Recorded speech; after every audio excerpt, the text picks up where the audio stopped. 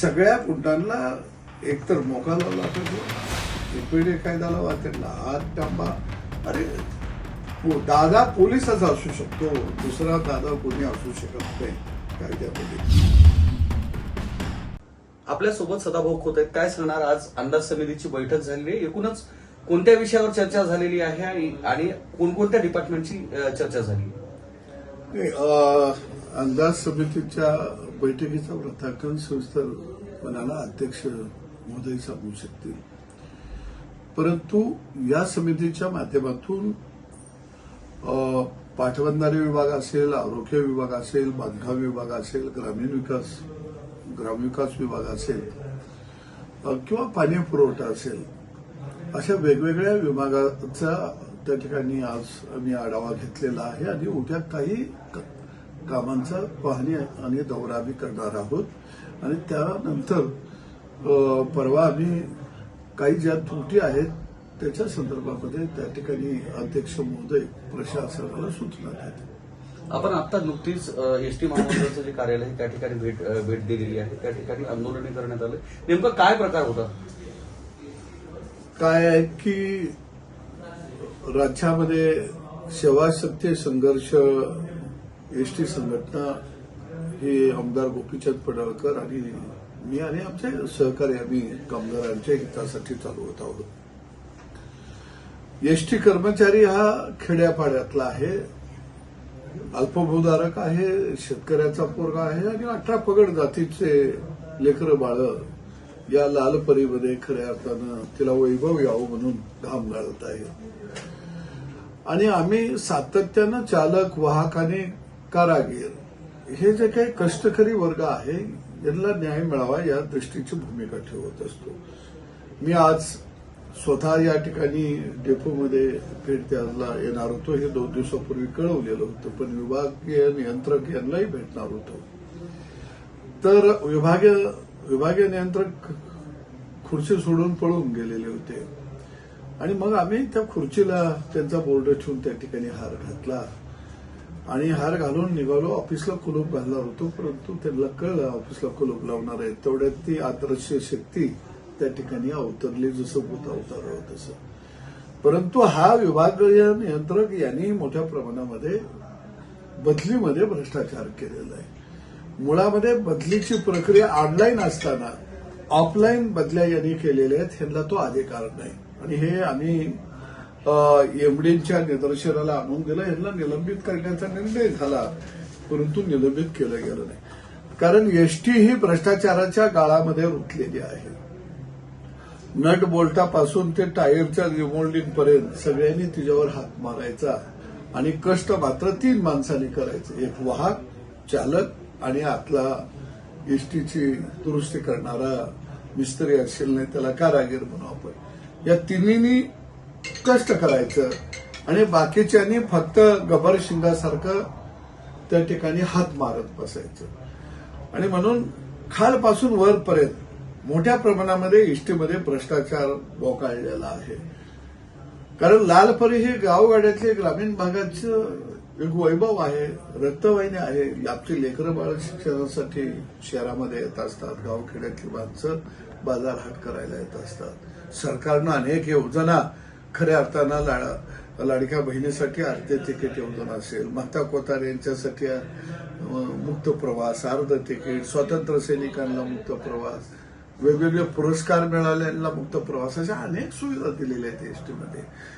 परंतु अशा माजलेले अधिकारी खऱ्या अर्थानं अनेक आघारामध्ये प्रमुख पदावरती बसलेले आहेत. काही तर 72, 5-5, 6-6 वर्ष जिल्ह्यात आहेत, त्यांच्या बदल्याच होत नाही. आता सदाभाऊ, ज्या पद्धतीनं आपण या मुजोर अधिकाऱ्यांचा विषय करतात, एसटी महामंडळाकडे अनेक वेगवेगळे प्रश्न आहेत, ज्याच्यामध्ये एसटीची जी बँक आहे त्याच्यावर सुद्धा भ्रष्टाचाराचे आरोप झालेत, ज्याचे अध्यक्ष हे गुणरत्न सदावर्ते आहेत. बरेचसे व्हिडिओ सुद्धा त्या माध्यमातून एसटी महामंडळाच्याच कर्मचारी आणि पदाधिकाऱ्यांनी ते व्हायरल केलेले पाहायला मिळतात. तुम्ही या गोष्टीकडे कसं पाहता? सत्ताधारी पक्षामध्ये आपण आहात आणि गुणरत्न सदावर्ते सुद्धा सत्ताधारी पक्षाचं प्रतिनिधित्व करताना दिसतात. असं आहे की मी चळवळीमध्ये 1984 साली आलो आणि खऱ्या अर्थाने शेतकरी चळवळीमध्ये मी काम करायला लागलो ते नांदेड जिल्ह्यामधूनच. कारण शरद जोशींनी नांदेड जिल्ह्यामध्ये भव्य दिव्य असा शेतकरी मेळावा परिषद घेतलेली होती. त्यावेळी अनेक या जिल्ह्यातली नावं शंकर अण्णांच्या पासून अनेक दिग्गज नेते या चळवळीनं खऱ्या अर्थानं जन्माला घातले. तेव्हा मोठा वादळाचा आणि गारपीट झालेली होती. सगळा मंडप जमीनदोस्त झालेला होता आणि अशा चिखलामध्ये नांदेडमध्ये त्यावेळी सगळा शेतकरी महाराष्ट्रातला राहिलेला होता, चुली पेटलेला होता. त्यामुळं श्रम करणारा, घाम गाळणारा, कष्ट करणारा जो वर्ग आहे त्याच्या बाजूनं मी काही आज नव्यानं आम्ही हात आलो नाही. गेली 35 वर्ष सातत्यानं आम्ही गावगाड्याची बाजू आणि गावगाड्यातल्या लेकरा बाळांची बाजू घेऊन खऱ्या अर्थानं आम्ही लढत आहोत. आणि म्हणून निश्चितच एसटीला वैभव आलं पाहिजे.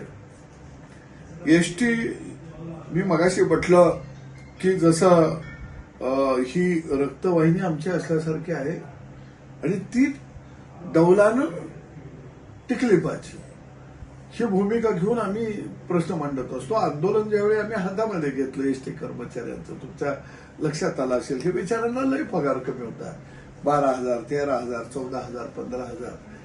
परंतु ज्यावेळी महाविकास आघाडी सरकारच्या काळामध्ये एसटी कर्मचाऱ्याच्या बाजूने आम्ही आलो. याचं कारण ते आंदोलन त्यांनी पुकारलेलं होतं, पण हा अमान्य त्यांनी मानली की गोपीचंद पडळकरला आणि मला की या आमचे एसटी कर्मचारी आत्महत्या करायला आले ते. आणि आम्हाला आनंद आहे की त्यांना बेसिक वाढ 2,000, 3,500 ते 5,000 रुपये आम्ही दिली. नाही, हे सगळ्या गोष्टींमध्ये एसटी बँकेचा जो भ्रष्टाचार आहे, जे भ्रष्टाचाराचे आरोप होते त्याच्या, कारण हा जो पैसा आहे, तुम्ही ज्या पद्धतीने सांगितलं, तुम्ही आंदोलन हाताळलं, त्या आंदोलक कर्मचाऱ्यांचाच पैसा आहे, ज्याच्यावर हेच बाकीचे जे काही अध्यक्ष म्हणून बसले ते ताव मारताना दिसत आहेत. काय आहे की लोकशाहीमध्ये डोक्याला महत्व असतं, डोक्यात काय आहे ह्याला फारसं महत्व नसतं. आणि आम्ही सुद्धा चांगला पारदर्शक कारभार एसटी बँकेचा करू याच्यासाठी आम्ही एक पॅनल एसटी कर्मचाऱ्यांच्या समोर आम्ही ठेवलेलं होतं. दुर्दैवानं आम्हाला 2 नंबरची मतं मिळाली. आता ज्यांनी त्यांना मतदान केलं त्यांनी आता विचार करायला पाहिजे की एसटी बँकेमध्ये जर पारदर्शकपणा आणायचा असेल, आपल्या ठेवी सुरक्षित ठेवायच्या असतील, आपल्याला कर्जावर कमी व्याजानं कर्ज मिळायचं असेल तर पारदर्शक व्यक्तिमत्व जे आहेत, ज्यांना पारदर्शकपणानं काम करायचं आहे, अशा माणसांना निवडणुकीमध्ये मतदान दिलं पाहिजे. मात्र याच एसटी बँकेमध्ये पुनरत्न सदावर्ते आल्यानंतर ज्या काही पदभरत्या झाल्या त्या सुद्धा आक्षेपामध्ये आलेल्या आहेत. बऱ्याच लोकांकडून पैसे घेतल्याचे सुद्धा आरोप होतात. त्याची चौकशी होणं अपेक्षित आहे की नाही? मला वाटतं की ज्याने दिलेलं आहे त्याने पुढे आलं पाहिजे, त्यांनी बोललं पाहिजे, लक्षात घ्या. आणि अशा पद्धतीनं काही जर झालं असेल तर ते काही आमच्याकडे कोण आज निधीपर्यंत कोण आलं नाही. आणि माझी एक या सगळ्या मागची भूमिका स्पष्ट असते की घेणारापेक्षा देणारा हा मोठा दोष आहे, लक्षात घ्या. घेणाराचे हात कधी पुढे आलं ज्यावेळी देणारा आल्यानंतर. आणि म्हणून मला वाटतं की एसटी कर्मचाऱ्यांना आत्मचिंतन करायला पाहिजे की नेमकं कर्मचाऱ्याचं भलं आणि एसटीचं भलं कोण सोचत आहे. बरोबर. ज्या पद्धतीने आपण सांगाल की एसटीचं भलं पुन्हा अपेक्षित आहे, सर्वसामान्य असतील, त्याच्यामध्ये विद्यार्थी असतील, माजी सैनिक असतील, ज्येष्ठ नागरिक असतील, यांच्यासाठी सेवा देणारी ही एसटी आहे. आता बऱ्याच ठिकाणी जे आहे नूतनीकरण व्हायला पाहायला मिळते. नांदेड मध्ये सुद्धा नवीन एक बसस्थानक येणार आहे. बऱ्याच जिल्ह्यांमध्ये जे आहे नवीन नूतन इमारतींचं काम सुरू आहे. मात्र त्याच्यामध्ये सुद्धा जे भ्रष्टाचाराचं प्रमाण वाढलेलं पाहायला मिळतंय. जो कामाचा दर्जा आहे, त्यानंतर त्या ठिकाणी भरण्यात येणारे लेवलिंगसाठी लागणारे जे काही मुरुम किंवा गौण खनिज आहे, त्याच्यामध्ये संबंधित कंत्राटदाराकडून न भरण्यात येणारी त्या ठिकाणची रॉयल्टी, ह्या बऱ्याच गोष्टी, मुदतीच्या अगोदर ते बांधकाम न करणे, त्यानंतर त्याच्या ठिकाणी कामगार करणार त्यांचा इन्शुरन्स न काढणे. अर्थात जर हिंगोली जिल्ह्यातील वसमतचं जर पाहिलं तर त्या कामाचा जो दर्जा आहे त्या संदर्भात वेगवेगळे आक्षेप, एवढंच नाही तर गुन्हा सुद्धा दाखल झालेला आहे.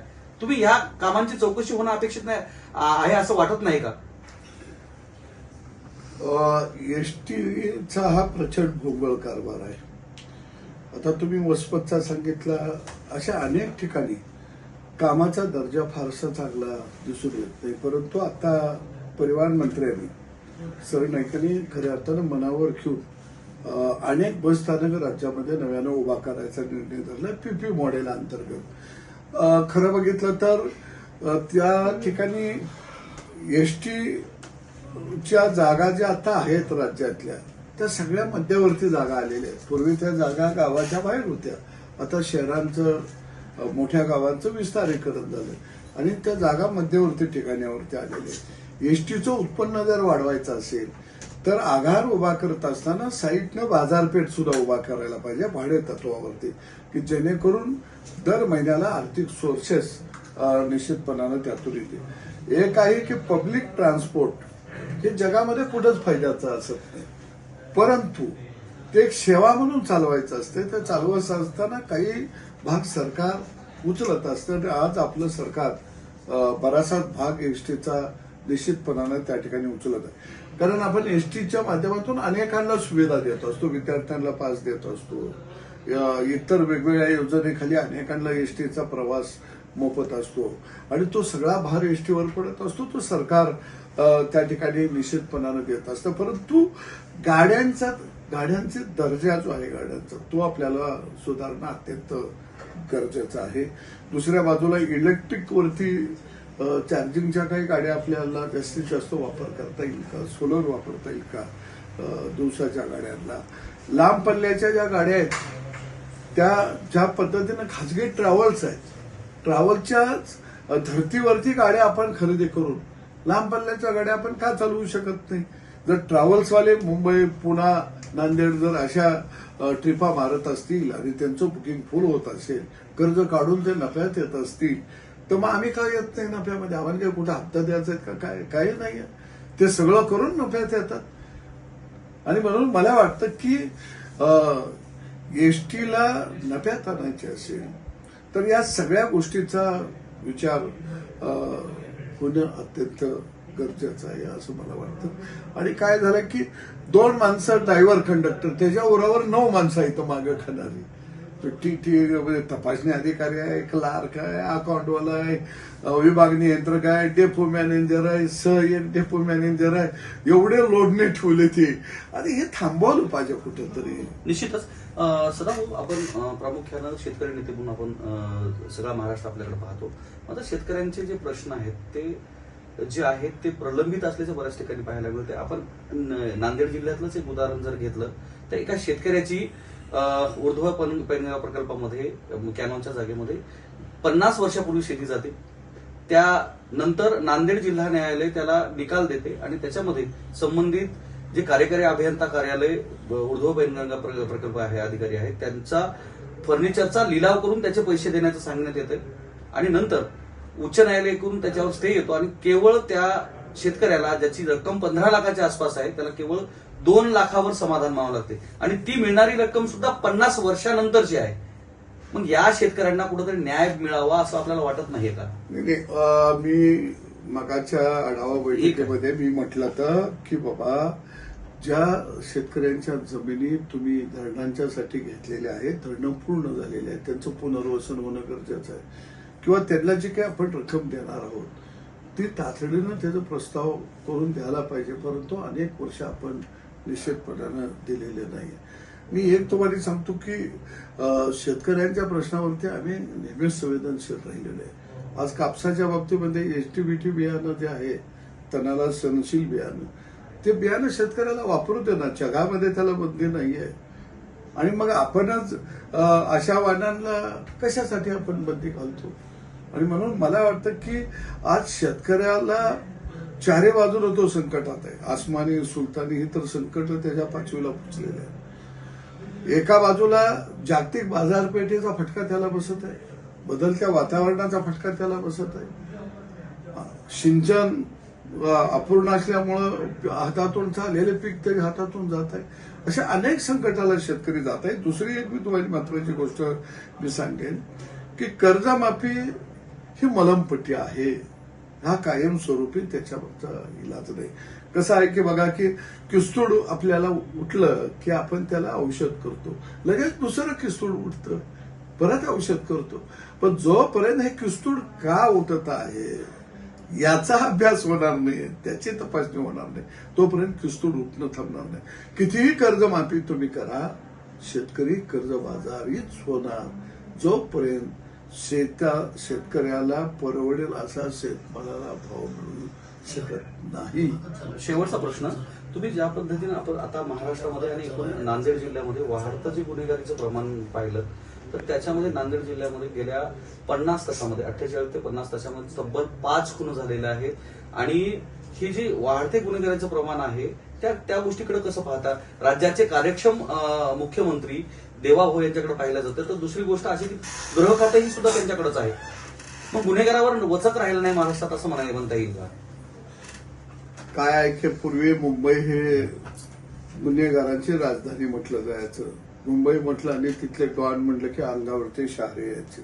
मुंबई नंतर ती जागा पुण्यानं घेतली आणि आता पुण्याच्या बरोबरीनं त्याच्या पुढे म्हटलं तरी चालेल नांदेड निघालं. याचं कारण असं की निदान पोलीस दिसल्यावर मारायला आलेले मागं तर जातात, पण नांदेडमध्ये मात्र पोलीस एका बाजूला हात बांधून उभा आहे आणि त्यांच्यासमोर टमाटा कापावा असं माणसाला कापलं जातं. या म्हणजे पोलिसांची दहशत नांदेड शहरातल्या गुंडांची पूर्णपणे संपुष्टात आली. माझ्या दृष्टीने एक चिंतेची बाब ही आहे की पुणे हे शिक्षणाचं माहेरघर म्हटलं जातं, पण मराठवाड्यामध्ये पुण्याच्या नंतर नांदेड शहर हे आता शिक्षणाचा हब बनायला लागलेले आहे. इथं एमपीसी, यूपीसी, जी, नीट, एनडे या परीक्षाच्या कोचिंगसाठी मराठवाड्यातली लेकरं बाळ इथं यायला लागलेले आहेत. आणि इथं जर अशा पद्धतीनं गुंडांचा ऐदोस असेल, चरस, गांजा, नशाच्या पावडरी, गोळ्या ह्या जर सर्रास इथं विकल्या जात आहेत, लोक सांगत आहेत आणि याच्यावर काही बंधन नाही.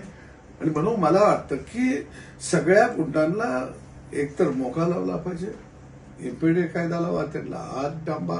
अरे दादा पोलिसच असू शकतो, दुसरा दादा कोणी असू शकत नाही कायद्यामध्ये, हे माझं स्पष्ट होतं. तर हे आपल्यासोबत होते शेतकरी नेते सदाभाऊ खोत, ज्यांनी एसटी महामंडळ मधला ज्या पद्धतीचा भ्रष्टाचार आहे त्या भ्रष्टाचार संदर्भात राज्यातील जी परिस्थिती आहे त्यावर भाष्य केलं. कॅमेरामन सुधाकर सह मी धनंजय सोळंके, टाइम्स ऑफ मराठी, नांदेड.